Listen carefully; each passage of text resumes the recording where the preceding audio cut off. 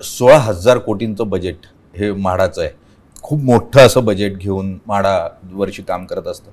तर हा जो निधी आहे सगळ्याचा सगळा, हा कशा स्वरूपात याचा प्लॅन करताना फक्त घरं इतक्यापुरतं मर्यादित असेल की घरांसाठी लागणाऱ्या ज्या एमेनिटीज आहेत, आजूबाजूची गार्डन्स आहेत, त्या संदर्भातलं काय विजन असेल? नाही तर आता आता असं झालेलं आहे की पूर्वी म्हाडा जे बिल्डिंग बांधायचे ते फक्त स्टँड अलोन बिल्डिंग असायचे आणि गेल्या काही वर्षांमध्ये एक आमच्या संकल्पनामध्ये बदल झालेली आहे आणि आम्ही पण आता थोडाफार जे आहे 4-5 बिल्डिंग किंवा सोसायटी स्वरूपातमध्ये बिल्डिंग बांधावे अशी आमची मानस आहे. उदाहरण तर द्यायचं असेल तर आता नुकतेच मागच्या लॉटरीमध्ये पहाडी गोरेगावमध्ये जे आपल्या घर गेला होता तिथे जे आपल्या सोयीसुविधा आहे ते अतिउत्तम आहे. मुंबईच्या बाहेर बोलायचं असेल तर विरार बोरिंज असो, शिल्दोन असो किंवा कोणी असो,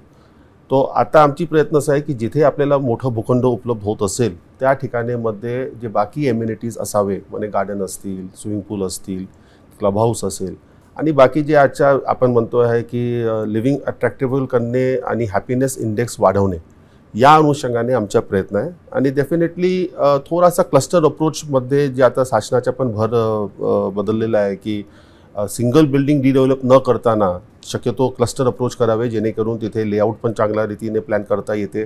आणि एमेनिटीज पण चांगला देता येतात आणि अल्टिमेटली तिथे जे लोक शिफ्ट करतात